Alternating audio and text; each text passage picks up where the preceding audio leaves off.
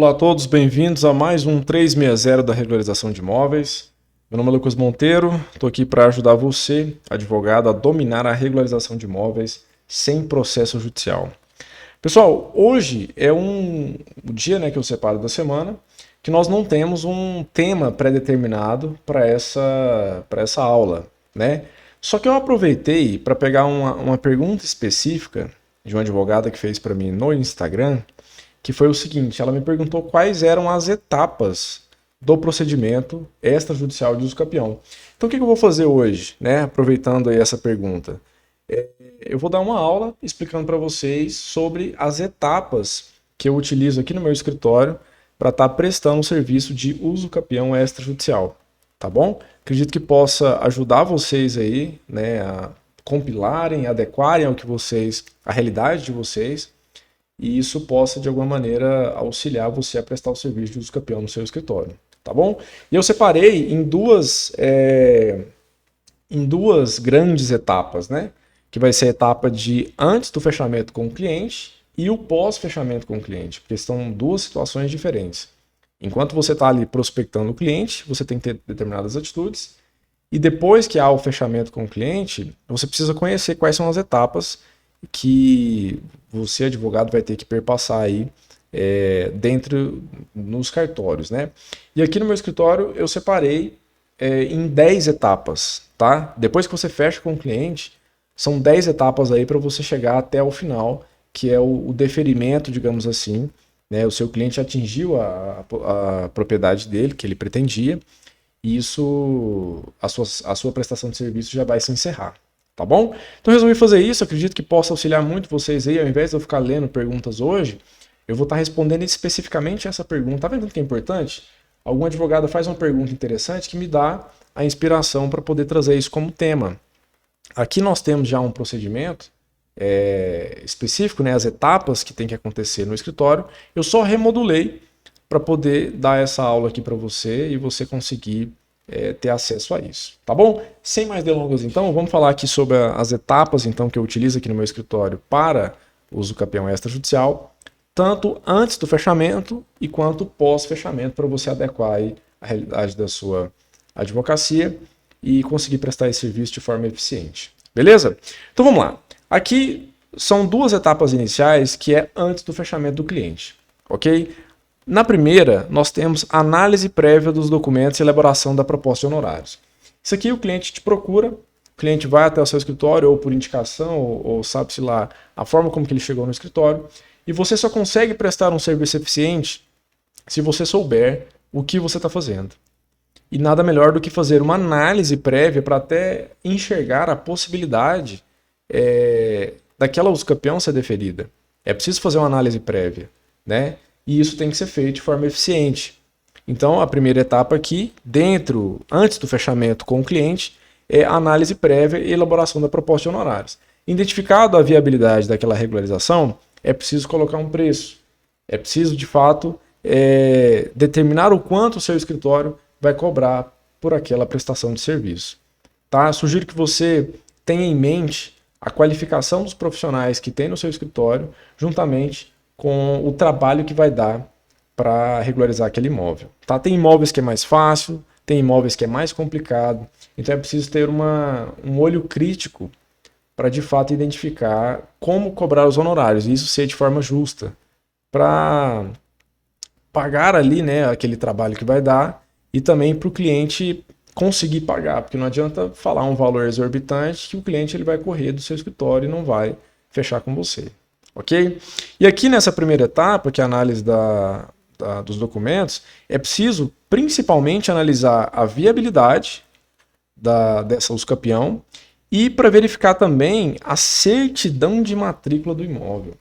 Tá? É impossível você conseguir aferir o quantitativo de honorários que você vai cobrar do cliente sem estar de posse dessa certidão de matrícula. Então, o primeiro documento que é preciso ser solicitado ao seu cliente é a certidão de matrícula, se tiver. Porque tem imóveis que não tem matrícula, então é preciso analisar isso aí. Tá? E realizar uma pesquisa sobre eventuais litígios que possam envolver aquele imóvel. Não basta só conversar com o seu cliente e saber se ele quer uso capião. É preciso achar se eventualmente aquele imóvel for um imóvel que seja teoricamente de direitos de terceiros, né, de herdeiros, algum inventário que ficou pendente aí, para verificar se no momento da apresentação daquele documento no cartório, os herdeiros não vão querer criar um embaraço ali e atrapalhar a nossa regularização. Então é preciso investigar se há esse litígio também, tá? É preciso fazer isso antes dessa etapa. Então, se foi analisado a certidão de matrícula, a viabilidade do usucapião, os documentos ali que seu cliente tem, de fato já é possível e você já consegue aferir um pouco mais de certeza daquela regularização. Então, você está apto a elaborar um contrato de honorários e fechar com o cliente, tá? Que a gente deságua aqui na etapa 2 dessa primeira parte, que é a assinatura do contrato e procuração. Após a manifestação aí positiva do cliente, você vai elaborar o contrato e essa procuração para que o serviço já possa ser começado, tá bom? Pessoal, para quem está chegando agora e para quem está me assistindo no gravado, essa aula de quinta-feira normalmente eu utilizo para outras pessoas, caso queiram entrar ao vivo, para entrar ao vivo comigo e conversar a respeito de alguma demanda, de algum procedimento que vocês tenham aí. Vai estar aberto também, tá? Nessa live, se alguém quiser entrar ao vivo aqui comigo, manda a solicitação, você compartilha a sua dúvida. Será basicamente como se fosse uma consultoria. Se eventualmente você tiver algum problema aí na sua advocacia, podem mandar solicitação, já está aberto também para entrarem ao vivo comigo. Só que eu resolvi responder a pergunta dessa advogada, que foi sobre as etapas do procedimento que eu uso no meu escritório. Então me deu uma ideia de trazer, eu resolvi trazer isso então em aula. Então, enquanto não tem ninguém querendo entrar ao vivo, eu vou estar discorrendo sobre isso aqui, porque eu acredito que possa ajudar muito vocês, até para vocês terem uma noção geral melhor de como que funciona as etapas desse procedimento extrajudicial. Que de fato é em cartório, todo mundo sabe. Que não há possibilidade de litígio, todo mundo sabe. Não há como ter litígio, né, no procedimento extrajudicial, senão ele se encerra. Só que a etapa 1, 2, 3... É difícil a gente conseguir visualizar lendo o provimento 149, né? Então eu resolvi trazer isso aqui, inclusive essa aula poderia facilmente estar em um dos meus cursos, porque de fato ela te mostra o passo a passo das etapas do procedimento extrajudicial, inclusive como que um escritório de advocacia atua nisso, tá? Então sugiro que você aproveite bastante, se tiver possibilidade anote as informações que eu estou te passando aqui, porque pode fazer uma grande diferença para você, tá bom? Beleza, então. Você já fechou com o cliente já está com o contrato assinado, né? Então, como começar? Quais etapas é preciso ser feito aí nesse procedimento extrajudicial? Bom, aqui no escritório, a primeira etapa que a gente identifica, de fato, é a análise documental. É impossível a gente conseguir fazer uma prestação do serviço da usucapião extrajudicial sem ter noção ali dos documentos do cliente. Claro que você já fez uma análise prévia. Aquela análise antes do fechamento com o cliente, ela é uma análise prévia. Você não vai aprofundar nos documentos. Você vai, de fato, identificar se ele tem ali indícios de ter aquele imóvel regularizado. Agora, aqui você vai analisar datas de IPTU, aqui você vai analisar contratos, a data do contrato de cessão de direitos, por exemplo. Você vai analisar quem são os confrontantes, pegar a documentação desses confrontantes, tá? Então é preciso ter uma análise mais profunda aqui, nessa primeira etapa, tá? Após o fechamento com o cliente, né? Anteriormente, só para fins de organização, nós havíamos falado das duas etapas antes do fechamento, que é a etapa de análise de documentação e elaboração da proposta, e a etapa 2, assinatura do contrato e procuração. Agora nós iremos discorrer sobre as 10 etapas após o fechamento com o cliente. Eu estou na etapa 1, ok? Para quem estiver anotando aí, para ficar mais fácil para vocês. Então, nessa etapa, com o contrato de honorários assinado, é preciso analisar todos os elementos, todos os documentos do cliente que de fato caracterize a posse ad usucapione. Porque é a posse que nos interessa aqui na usucapião, né? Então é aqui que a gente analisa esses documentos. Eu coloquei aqui para gente, ó, documentos de IPTU, contas de energia, água, bem como prova de obras realizadas naquele imóvel, contrato de locação e quaisquer outros documentos que demonstrem a posse do cliente. É preciso, de fato, esgotar as possibilidades. Você tem que falar com o seu cliente e verificar quais documentos ele tem para que isso auxilie a sua atuação. Tá bom? Beleza. Etapa 2. Solicitação de documentos aos cartórios. Aqui a gente tem que solicitar as certidões e informações. Depois que você analisou toda a documentação do seu cliente, é preciso você solicitar alguns documentos dos órgãos públicos. E um desses órgãos públicos é o cartório de registro de imóveis. Tá? Aqui nós teremos aqui, ó. Depois que você reuniu todos os documentos que eu mencionei acima, você deve solicitar informações complementares aos cartórios e, se for necessário, renovar as certidões do imóvel usucapiendo. Lembra que eu te falei que é preciso analisar a certidão de matrícula do imóvel, se tiver, no primeiro momento? Pode ser que dentre esse momento até a fase de você apresentar os documentos no cartório, essa certidão já tenha vencido. Então vai ser preciso solicitar uma nova certidão. Tá? E além disso, solicitar informações complementares se for necessário. Aqui a gente está na parte documental dos cartórios. É preciso solicitar isso. Ok? Etapa 3. Solicitação de elaboração da planta e memorial descritivo, se exigível no caso. Lembrando que em alguns casos de uso capião, principalmente quando não há matrícula, né, do imóvel, é preciso solicitar um engenheiro civil que faça a planta e memorial descritivo daquele imóvel para que você consiga a regularização. É um documento exigível aí e é indispensável para que ele seja apresentado nessas etapas. Então, sugiro que você solicite já nessa etapa.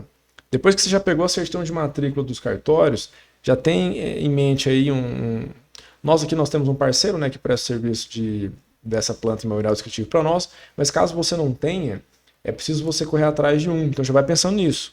Você precisa de um profissional, um engenheiro, para estar providenciando essa planta e memorial descritivo para você. Para o seu cliente, no caso, né?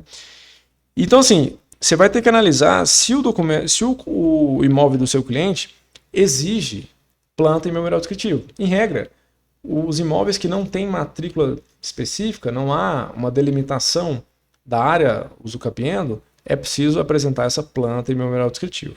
Ok? Etapa 4. Elaboração de requerimento e petição inicial. É importante esclarecer a vocês que são duas coisas, tá? Nesse momento. Primeiramente, você vai fazer um requerimento ao tabelionato de notas, que é para requerer a lavratura da ata notarial, e posteriormente você vai elaborar a petição inicial para o registrador de imóveis. Ah, Lucas, mas na minha cidade só tem um cartório. Aqui é ofício único. Como que eu faço? Não tem problema. São duas etapas, inclusive. Você vai apresentar um requerimento para que ele lavre a ata notarial, que é um requerimento bem simples, tá? Pode ser um requerimento só para alertar ali quais as informações, documentos de posse, 1 ou 2 folhas basta. Já a petição inicial, que é apresentada ao registrador de imóveis, ela tem que ser mais robusta. Ela tem que conter ali os elementos mesmo que envolvem aquela posse do seu cliente. Então é preciso debruçar um tempo maior para elaborar esse documento. Porque, de fato, o registrador de imóveis ele vai se guiar por aquela petição inicial. Inclusive, depois que você apresenta para ele, ele utiliza ela como parâmetro para verificar se a documentação está ok, para verificar se a documentação toda foi apresentada. Isso, então, importa bastante. Tá? Então, são duas coisas aqui. Na etapa 4, né? Elaboração do requerimento, elaboração da petição inicial com base no artigo 319 do CPC, que regula aí os requisitos, né, da petição inicial. Tá certo?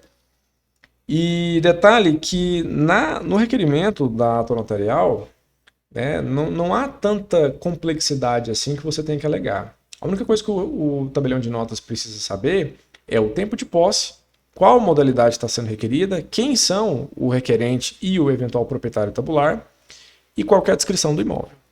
Tá? Já o registrador de imóveis, você apresenta um pouco mais de elementos, um pouco mais de documentação e discorre um pouco melhor naquela petição inicial. Então, lembre-se de fazer duas situações. Você pode, inclusive, usar o modelo desse requerimento como petição inicial. Né? No mesmo documento, você elabora 2 aí e vai dar super certo. A gente faz isso aqui e tem dado muito certo. Etapa 5. Apresentação dos documentos ao tabelionato de notas e agendamento da visita. Lembrando, pessoal, que essa aula aqui é uma aula muito prática, tá? Tá vendo que eu não estou falando de legislação nenhuma, eu estou falando da prática mesmo que acontece no momento de prestar o serviço de uso campeão extrajudicial, ok? Vou falar pouco aqui de legislação, porque de fato o que interessa em alguns momentos para vocês compreenderem é de fato a prática. E é o que eu sempre prezo aqui para não ser prolixo, para não ter uma aula um tanto quanto maçante, ficar falando de doutrina, legislação. Isso é claro que cada advogado tem a capacidade de ir atrás. Só que o que falta, eu vejo às vezes nos advogados, é um pouco de conhecimento prático. E o meu objetivo é exatamente suprir essa lacuna aí e que vocês possam aproveitar o melhor que eu tenho a oferecer sobre a minha experiência prática em cartório. Beleza? Então tá bom. Quinta etapa, apresentação dos documentos ao tabelionato e notas e agendamento de visita. Lembrando que a mesma documentação que se apresenta ao registrador de imóveis lá para fazer o protocolo, é preciso apresentar tudo ao tabelionato de notas para que ele consiga elaborar a ata notarial, que vale lembrar é um documento obrigatório e indispensável no procedimento extrajudicial de uso campeão. Tá? Então você apresenta tudo ao tabelionato, faz toda a reunião dos documentos do seu cliente, elabora o requerimento e apresenta tudo ao tabelião. Ele vai te orientar, vai ter ali as instruções que ele precisa fazer para a assinatura daquela ata notarial e você consegue agendar a visita ao imóvel. O tabelião de notas prevê o provimento 149, a lei 6.015 e também os atos normativos que regulam o uso campeão extrajudicial, que ele pode fazer diligências no imóvel. Eu sugiro que, inclusive, se caso o tabelião de notas não queira fazer essa diligência, você dá uma pressionada aí para ele fazer, porque é importante. Ele precisa tirar fotos do imóvel, ele precisa estar lá no imóvel, ele precisa certificar que compareceu ao imóvel. Tá? É extremamente importante ele comparecer no imóvel uso campeão para atestar que de fato seu cliente tem a posse. Essa declaração dele na ata notarial tem muita força. Então o fato dele não ir é quase que, né, é muito ruim ele não comparecer. Então eu nunca vi, mas caso aconteça algum procedimento aí que o tabelião de notas não queira comparecer, faz uma forcinha aí, dá uma pressionada nele para que ele faça isso. Mostra a legislação que regula isso, tá ok? Então você vai reunir todos os documentos, apresentar o tabelião de notas em vias originais, tá? Nada de cópia autenticada, apresenta tudo no original para ele, que ele vai agendar uma visita ao imóvel, beleza? Aí vai agendar com o seu cliente, você comparece também, tá? Importantíssimo o advogado estar presente nessa visita, para de fato demonstrar ali o zelo, né, pelo seu trabalho, você foi pago para isso. É importante você estar junto ali do tabelião, até para ele verificar que você está acompanhando. Inclusive, ele vai atestar isso na ata notarial, que o advogado compareceu na visita, isso é importante, tá? Então tá bom, próxima etapa. Sexta etapa, assinatura da ata notarial e pagamento dos emolumentos ao tabelionato. Nesse momento, de posse dos documentos, né, do seu cliente e toda a ata notarial pronta, o tabelião de notas ele vai chamar o seu cliente e você também para que vocês possam assinar essa ata notarial. Ok? Então ele vai fazer um agendamento com você e você vai comparecer no tabelionato para que seja feita a assinatura dessa ata notarial. Lembrando que o tabelião ele também pode fazer algumas exigências. Ele pode solicitar algum documento complementar que ao crivo dele, né, no entendimento dele, possa contribuir para aquele procedimento. Vale lembrar que, embora o advogado ele seja o maior interessado na uso campeão extrajudicial, o tabelião de notas ele tem a função de aconselhar as partes. Está previsto ele na Lei Federal 8935, que é a lei dos cartórios. Ele tem essa função de assessoria e também de orientar as partes referentes àquele procedimento. Então, não é porque ele é um profissional dotado de fé pública, concursado, que ele vai simplesmente fazer um ato notarial de qualquer jeito, de forma alguma. Ele tem a função de orientar as partes, né? Então, ele vai te orientar, se tiver faltando alguma documentação, para que você apresente e essa ata notarial possa ser lavrada de forma a conseguir o objetivo a que se destina, que é transformar aquela posse do seu cliente em propriedade. Ok? Sétima etapa, emissão de certidão dos distribuidores cíveis e criminais. Ué, Lucas, mas sétima etapa, emissão de certidão, como assim? Pessoal, anteriormente, essa etapa 7 aqui no meu escritório, ela ficava um pouco mais para trás. Eu solicitava essa emissão dessas certidões e fazia buscava essas certidões na internet anteriormente, só que eu percebi que essas certidões venciam. Elas têm prazo de validade de 30 dias. Então eu deixei para apresentar essas certidões e coloquei isso como 7ª etapa, porque elas têm validade de 30 dias. No momento que você está na 7ª etapa e solicita essas certidões, é porque você já vai protocolizar no registro de imóveis. Então, para você não ter que ficar renovando essas certidões, tá? Então, por isso que eu coloquei essa documentação aqui. É a única documentação que fica para trás, porque todas as outras já foram solicitadas. E caso tenha algum documento faltante ou documento vencido, esse é o momento de você apresentar, seja uma certidão de matrícula, seja uma certidão de transcrição ou uma certidão civil e criminal de 1º e 2º grau, que você precisa pegar das pessoas envolvidas aí, que inclusive se você estiver me acompanhando aqui no Instagram ou no YouTube, nas nossas aulas de terça-feira, do Caminhando pelo Provimento 149, você sabe quais certidões são essas e quais certidões nós temos que pegar. Não vou ficar falando aqui, porque hoje aqui é uma aula prática sobre procedimentos etapas do procedimento extrajudicial de uso capião. Tá? Aqui não é uma aula de direito material, mas dá uma olhadinha lá nas minhas aulas que eu já dei aqui no Instagram, que você vai conseguir ter acesso a quais certidões são essas e quais pessoas você precisa pegar essa certidão. Tá bom? Então, é isso. Deixa eu ver aqui. Então tá, de posse da ata notarial, você precisa emitir as certidões dos distribuidores cíveis e criminais, das partes envolvidas, que eu já vou até dar um spoiler aqui, tá? Falei que não ia falar, mas eu anotei, então é melhor falar. Artigo 401, inciso 4, a linha A, B e C do provimento 149 de 2023 do CNJ. Então, são essas pessoas que nós precisamos apresentar essas certidões cíveis e criminais, tá? Lembrando que fica aqui uma sugestão para você dar uma olhadinha se no Código de Normas do seu estado tem normativas referentes ao uso capião extrajudicial. Se tiver, dá uma olhada lá para você ver se tem que apresentar algum outro documento que não esteja previsto na norma geral, que é o provimento 149. Ok? Beleza. 8ª etapa. Revisão dos documentos exigíveis e protocolo no registro de imóveis competente. Pagamento dos documentos, pagamento dos emolumentos iniciais. Nesse momento aqui, não está faltando mais nenhum documento. Esse momento aqui é no momento que você já terminou a sua petição inicial, já fez a lavratura da ata notarial e, de fato, já pegou as certidões e atualizou todas as certidões possíveis.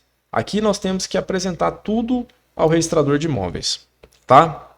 E lembrando, sobre a questão do pagamento, tá para mudar isso aqui, tá?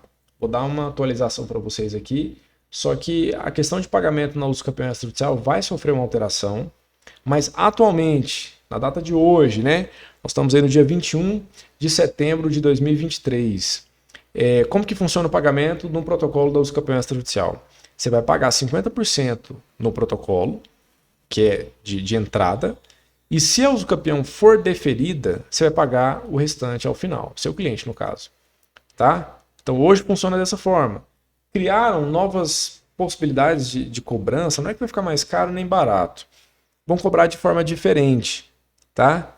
E aí, quando tiver vigente, eu trago aqui para vocês e para atualizar vocês. Mas atualmente podem seguir essa sistemática aí de 50% no início e 50% ao final se for deferido. Ué, Lucas, mas se meu cliente ter a uso capião indeferida, eu não vou ter o dinheiro de volta? Claro que não. O cartório teve todo o trabalho ali para analisar os documentos, né? Teve ali as intimações eventuais. Aconteceu algum problema, seu cliente vai ter que aquele valor que ele pagou inicial vai ficar retido. Ele só não vai ter que pagar os outros 50% ao final. Aí qual que é o valor do pagamento? Cada tabela de emolumentos tem a sua previsão. E cada estado tem sua tabela de emolumentos. Então, para você descobrir, joga aí no Google tabela de emolumentos, coloca o nome do seu estado e põe o ano que você quer saber, 2023 no caso. Provavelmente esteja no site do Tribunal de Justiça do seu estado. Tá? Daí você vai ver lá que vai ter os valores referentes a um registro e basicamente é um valor de registro normal, como se fosse uma compra e venda normal. Tá bom? Ok. 9ª etapa. Acompanhamento do pedido no cartório, possíveis exigências ou intimações para pagamento de diligências a serem realizadas pelo RI ou pelo RTD, publicação de edital ou qualquer outras exigências formuladas pelo RI. Depois que você apresenta a documentação no cartório, existe um ato formal que o cartório faz, que é a autuação. Né? O que é a autuação? Colocar o seu documento ali numa pastinha. De fato, é uma forma formal de dizer que o documento está tramitando. É como se fosse o protocolo de uma petição na justiça. Né? Depois que protocolizada, foi distribuída a ação. Lá no cartório nós temos a autuação. Depois de autuado, aquele processo ali está tramitando. O cartorário e seus prepostos estão batalhando para que cumpra a legislação e aquela usucapião tenha seu trâmite pela legalidade. Porque o cartorário ele não está interessado se aquela usucapião vai ou não ser deferida. Ele está interessado que aquilo cumpra o que a lei determina. Se a pessoa, ao convencimento dele, tiver direito, vai ser registrada a usucapião. Se ela não tiver direito, vai ser indeferida a usucapião. Ok? De tudo isso, depois que você apresenta os documentos no cartório, há um trâmite ali. E podem ser exigidos determinadas situações, como intimações, notificações e também notas devolutivas com exigências, caso esteja faltando alguma documentação. Tá vendo tanto que é importante você fazer uma análise mais aprofundada dos documentos do seu cliente antes de apresentar no registro de imóveis? Porque você pode tomar uma nota devolutiva e ter que ficar procurando documento ainda. Ou então ter que solicitar alguma documentação para o seu cliente. Se você me acompanha aqui e você aprofunda nesses conhecimentos aí que eu passo para vocês, vocês vão apresentar a documentação completa.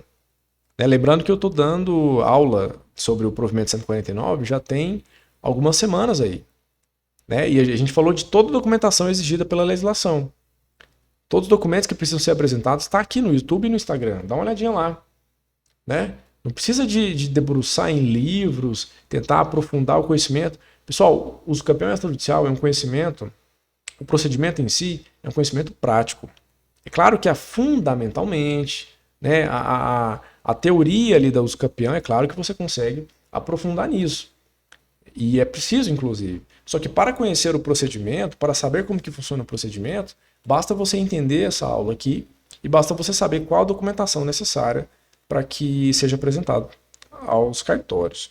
Então o cartório vai poder fazer algumas exigências para você. E tem alguns procedimentos que tem que ser cumprido na legislação, que, por exemplo, é a questão das intimações. Nós temos aí, por exemplo, intimações ao terceiros interessados. Essa intimação vai ser por legislação, ou vai ser pelo RTD ou pelo RI. Vai ser publicado por edital, tá? Para que terceiros interessados possam comparecer nesse procedimento e alegar alguma situação, tá? Outra coisa é qualquer outra exigência. Se o cartório te apresenta alguma exigência, fica atento aos prazos, porque os prazos podem dar arquivamento, viu?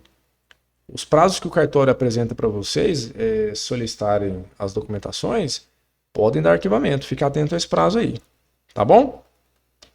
Deixa eu só ver uma solicitação aqui. Parece que alguém quis entrar comigo aqui. A Valdívia Braga mandou solicitação de vídeo aqui. Vamos ver se ela quer entrar ao vivo conosco. Para fazer alguma pergunta. Vamos lá.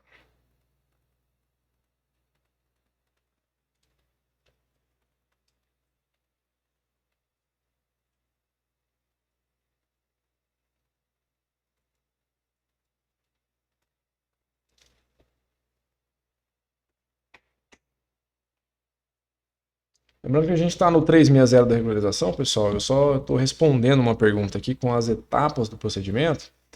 Verificar se a Valdívia quer entrar ao vivo aqui comigo para me fazer uma pergunta e a gente conversar um pouquinho aí sobre usucapião, ou sei lá qual que é a dúvida que ela tenha. Não está travando o vídeo dela.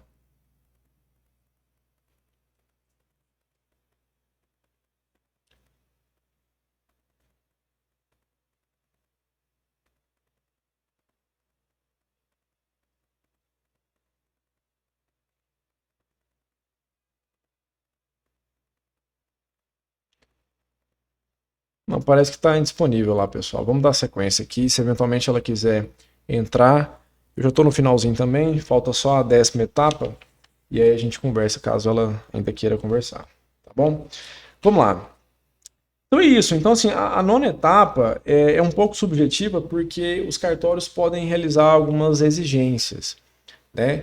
e cumprimento do que determina a legislação. Por exemplo, é preciso que os entes públicos sejam notificados.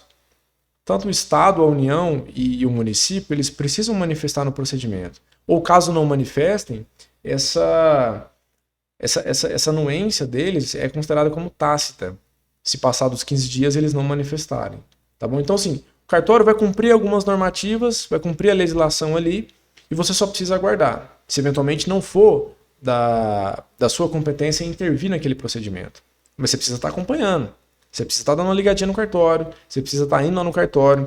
É claro que isso aqui, inclusive até uma crítica que eu tenho, nós precisamos de um sistema que ele seja igual ao PJE ou ao Projude de alguns estados, para que os advogados consigam acompanhar aquela usucapião de forma online. Apresente a documentação de forma online, né? Nós ainda não temos um sistema que realmente faça essa função. Igual o Projude faz bem feito, igual o PJE faz bem feito, né? E embora nós tenhamos aí o e-notariado não, o SAEC, né, que é pela UNR, a gente tem o e-protocolo lá, que dá para enviar documentação online com assinatura digital e tudo, e solicitar registros. Ok, documentos ordinários a gente consegue. Porém, a usucapião não é um documento simples, é um documento mais complexo, mas que por ser assim, entendo que seria necessário que nós tivéssemos um sistema que permitisse esse acompanhamento online. Né? Vai facilitar a vida do registrador de imóveis, vai facilitar a vida dos prepostos do cartório e vai facilitar a vida do advogado. Né? E de eventuais entes públicos que queiram manifestar ou precisem manifestar naquele procedimento. Tá? Fica essa dica aí que talvez possa ser interessante. Beleza, 10ª etapa então e última, que aqui vai acontecendo duas coisas, que é o deferimento ou indeferimento do pedido. Caso seja deferido, efetuar o pagamento do valor correspondente indicado pelo cartório para a prática de registro. Lembra que seu cliente pagou 50% no início? Então aqui, se o procedimento for deferido, você, advogado, vai ser intimado para que o seu cliente pague o restante, que é os outros 50% daquela usucapião. Tá? Agora, caso ele seja indeferido, você precisa analisar a possibilidade de suscitar dúvida ou reunir os autos e protocolizar na justiça comum. Lembrando que a suscitação de dúvida é um procedimento administrativo, ok? Que não visa rever aquele deferimento ou aquele indeferimento. Ele serve para sanar determinadas irregularidades pontuais naquele procedimento. Suponhamos que o cartorário não queira aceitar a intimação por edital de um confrontante, por exemplo, ou de um proprietário tabular. E ele indefere aquele pedido e tudo, etc. Você pode suscitar dúvida disso. Ok? Dá para você suscitar dúvida de algo específico. Não dá para você suscitar dúvida sobre o mérito daquela usucapião. Se a pessoa tem ou não o direito. Mas dá para suscitar dúvida de algo pontual, de um documento que foi apresentado ou de um procedimento a ser realizado que o oficial, por exemplo, não queira fazer. Ok? Deixa eu ver. Aí depois que ele vai analisar toda a documentação, o oficial de registro vai proferir uma decisão fundamentada e sob suas razões. Se for deferido, informar ao cliente para efetuar o pagamento residual dos emolumentos para a prática do ato. Caso seja indeferido, verificar se é possível eventual suscitação de dúvida e esse caso deve ser resolvido na via judicial. Tem a via judicial. Caso você entenda que o seu cliente tem o direito e mesmo assim o oficial de registro não tenha deferido o pedido, dá para você juntar aquela documentação ali e protocolizar tudo na justiça. Tá? Tem até a previsão do próprio oficial de registro fazer isso, só que nunca aconteceu aqui no meu escritório da gente fazer dessa forma, mas eu prefiro eu mesmo protocolizar. Se eventualmente... Porque assim, você vai organizar a documentação, né? Você que sabe o caso do cliente, inclusive você vai ter que adequar a petição inicial. Então é melhor que o escritório de advocacia fique responsável por isso. Pegando um gancho nisso,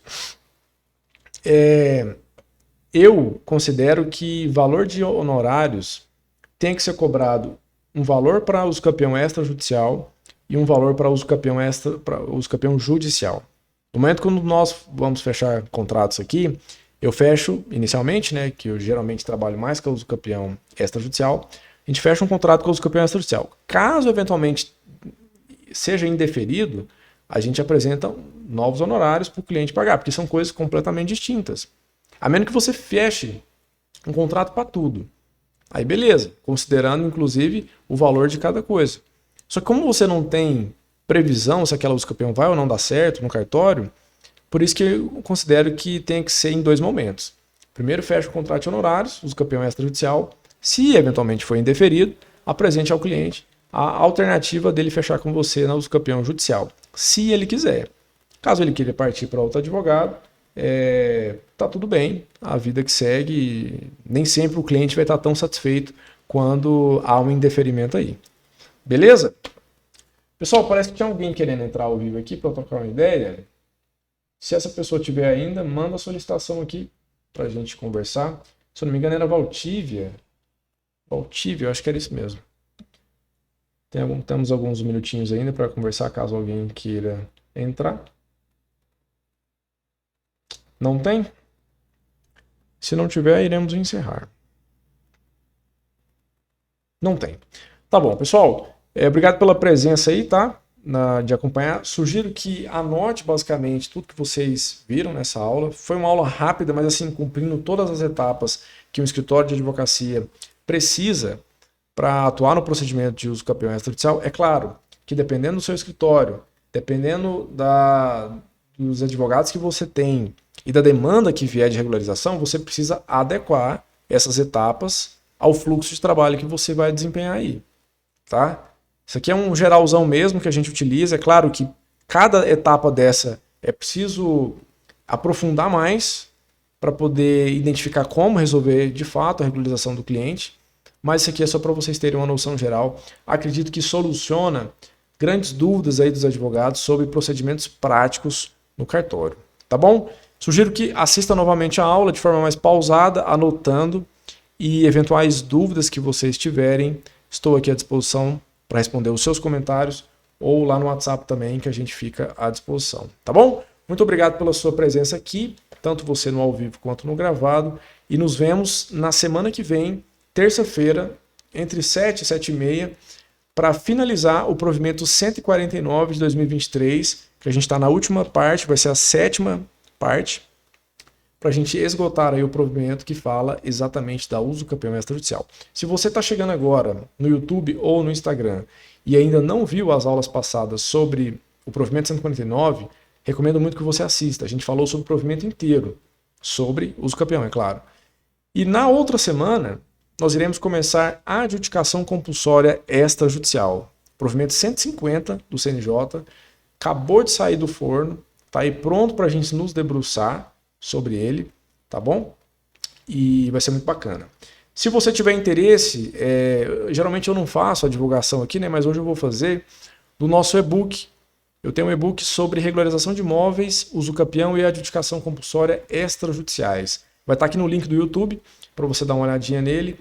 Inclusive, ele vai ser atualizado com o provimento 150, né, que é a adjudicação compulsória.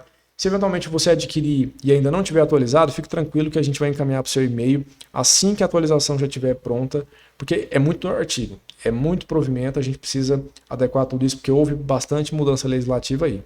Mesmo que você adquira ele sem atualização, nós iremos encaminhar para você o atualizado assim que for atualizado. Tá bom? Obrigado pela presença, nos vemos numa próxima então. Valeu!